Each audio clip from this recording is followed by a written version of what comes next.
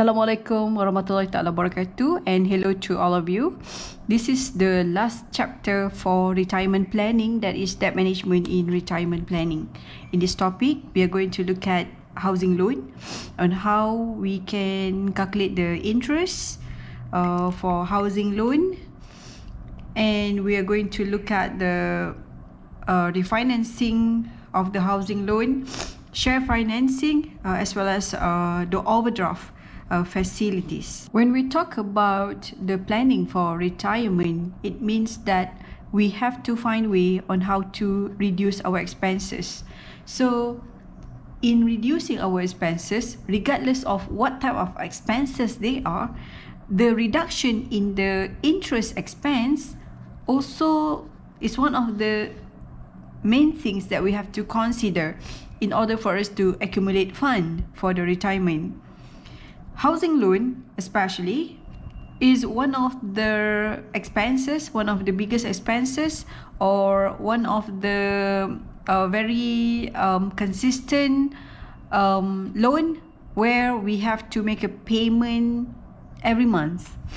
And some of the housing loan that has been taken by client, they offer the loan tenure up to 70 years, which means at this age they already reached the retirement age.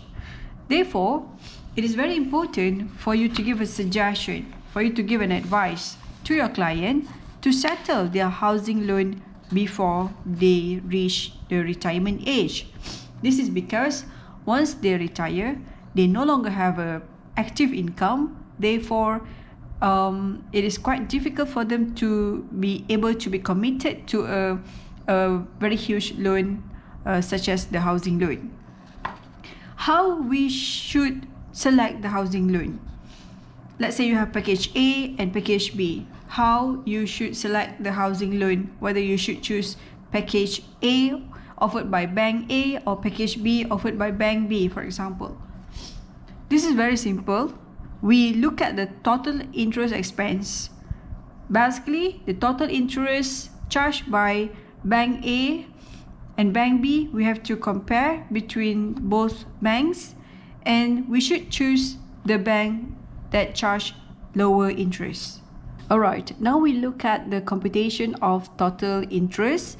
For the purpose of illustration, let us assume that an individual marked Tycho is offered a 10-year housing loan of 1 million under package A with an interest rate of 2.38% in the first year, 5% in the second year, 6.35% in the third year, 6.25% in the fourth, and subsequent years till the loan reach 10 years.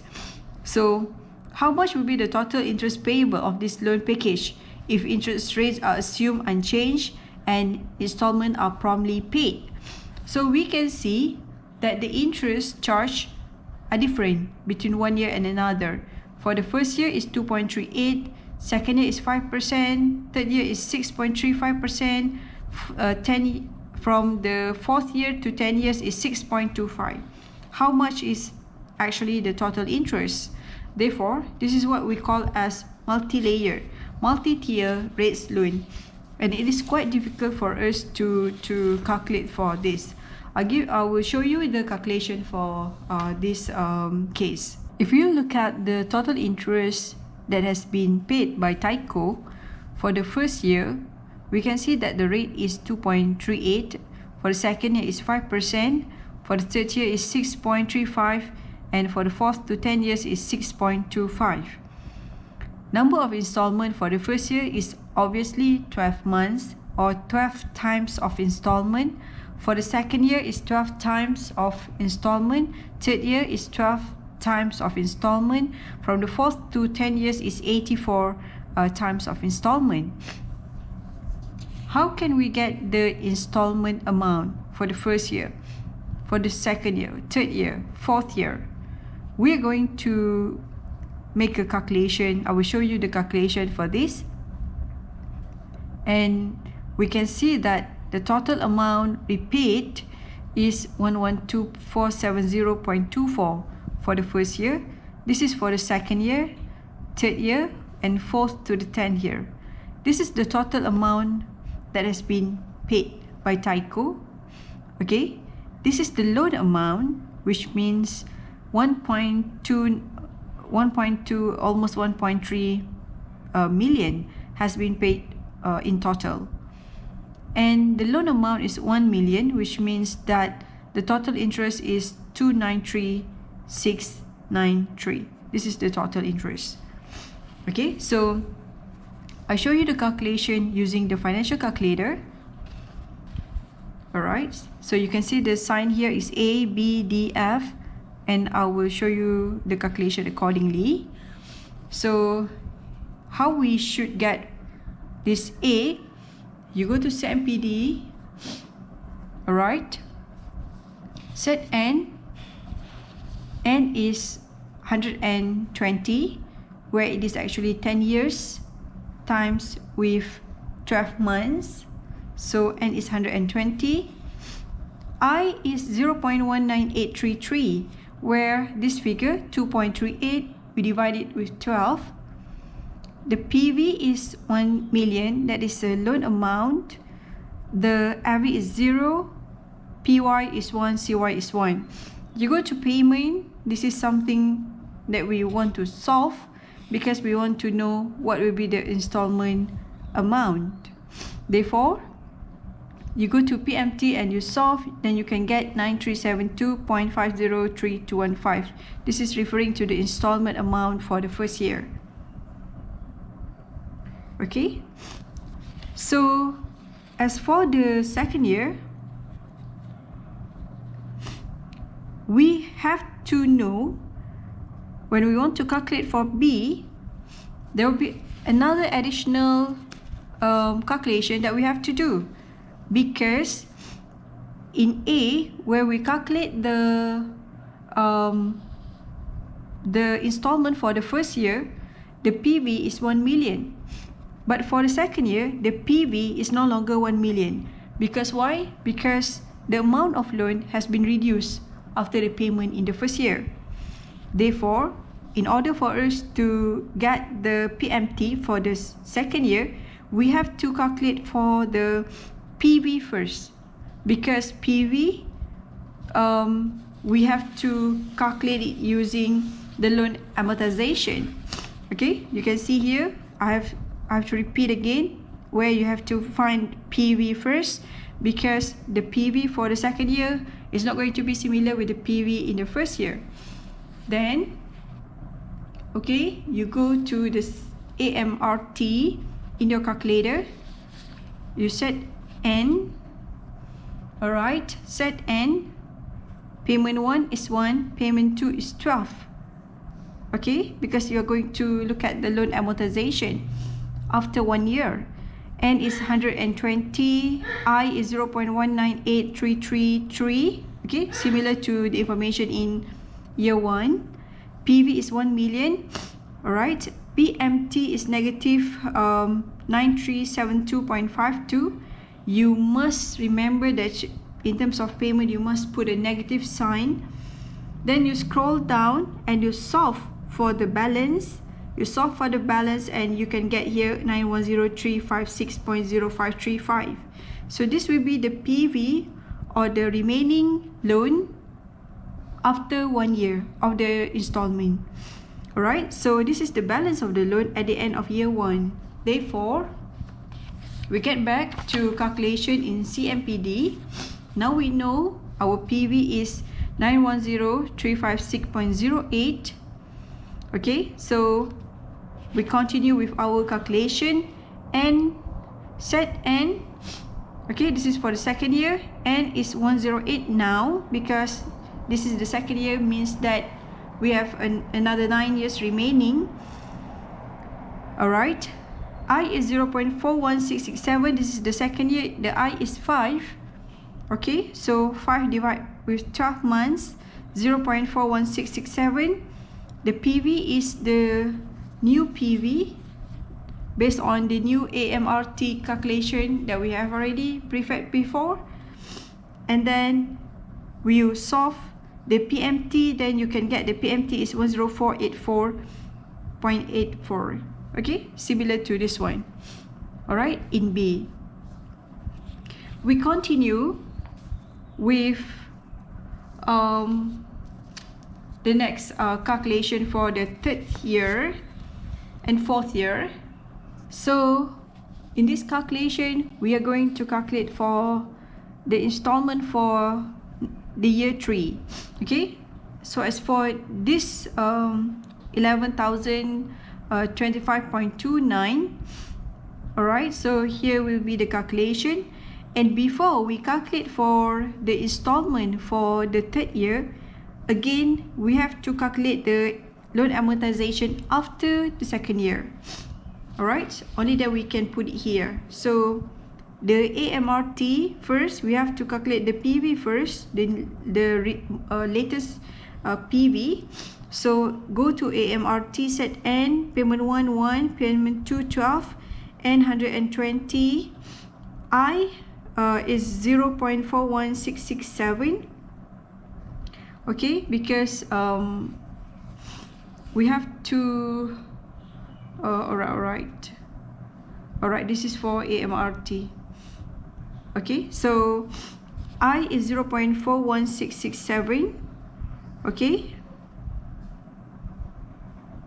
you look at the interest from the second year. Then PV is 910356.08. The payment is negative 10484.84. all right, PYCY, and then you solve. You solve because you want to get the balance, the remaining of the loan.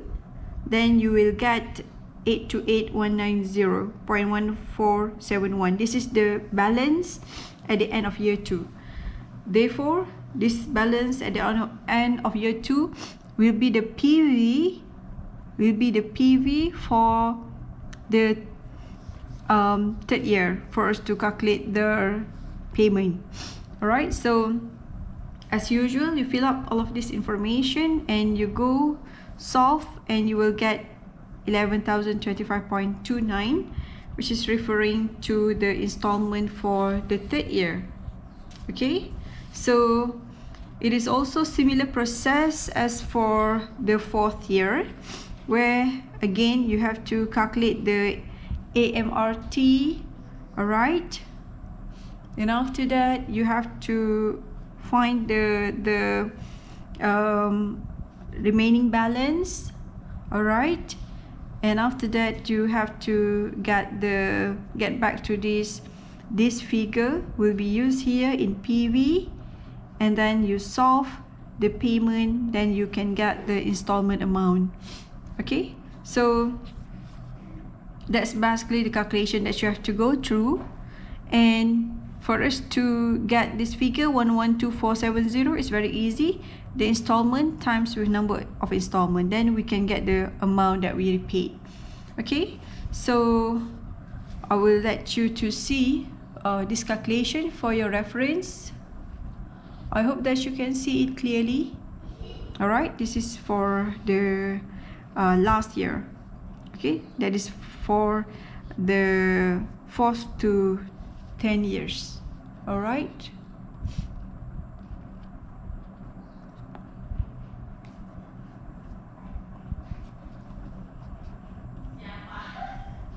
Okay, so based on that information, we understand that the total interest is 293693, and let us assume that Mark is offered another loan that is package B with an interest as follow, with different type of interest. For the first year is 3.38, second year is 4.25, third year 6.25, fourth year 6.20.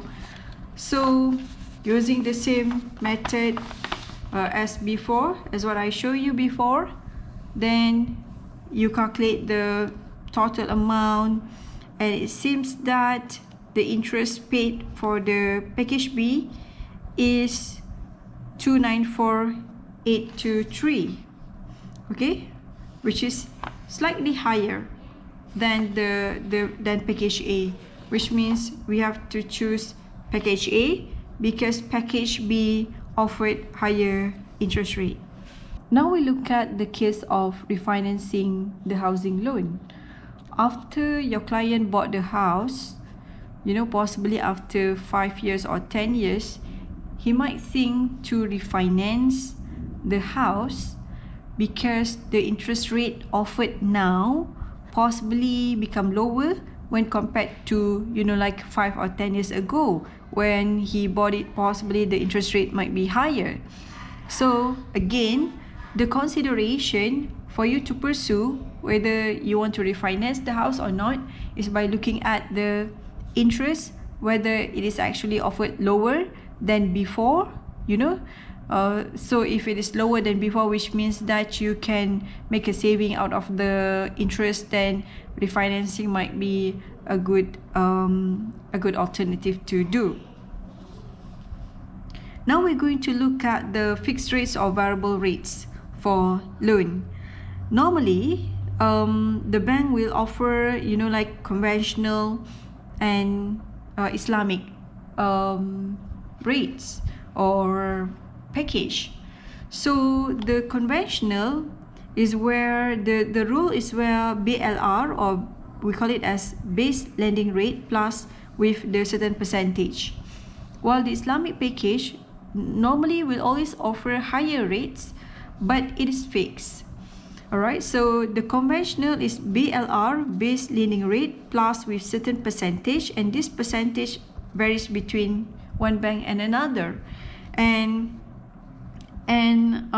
this percentage depends on certain banks' discretion or judgment on what percentage they want to put here. The base lending rate is something fixed because it is something that will be set by the Bank Negara. So base lending rate keep increasing or decreasing. I mean that it is not fixed, it fluctuates. It depends on the economic situation, and this will be announced by Bank Negara. You know that in the economics class, Bank Negara will use interest rate as a part of the tools for them to control the economy. For example, so let's say if inflation is high, then they will increase the interest rate so that people will go for saving rather than spending the money. Or for example, if the economy is bad, they will reduce the interest rate, they will reduce the BLR so that people will not keen to keep the money in the bank but rather than spending the money. So this is a part of the tool that has been used by Bank Negara. So similar with this, Bank Negara will set the BLR and the amount here, BLR plus another figure. This figure varies between bank. And as a financial planner, you have to check on this, the percentage, because what will be the percentage offered by Bank A, Bank B, Bank C, how it varies. Okay, so but for Islamic, it is fixed. The amount that we have to pay is fixed because it is what has been stated in the agreement. In regards to the housing loan, there is a prepayment charges.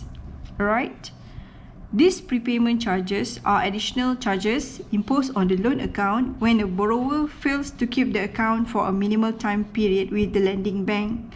For example, let's say there's a client who has a loan with Bank A, okay? And after 2 years, for example, they think that they want to switch to Bank B. Therefore, because there is a requirement where the customer must stay with company A for a certain number of years, So if they switch too early, then there will be prepayment charges. Okay, they will be charged for that because they break the loan at the very initial stage. And this is a common practice because sometimes customer feels that they want to choose another bank which offered lower rates or because of whatever reason. So the bank will actually not make a lot of profit, so they will charge them to discourage them to do that.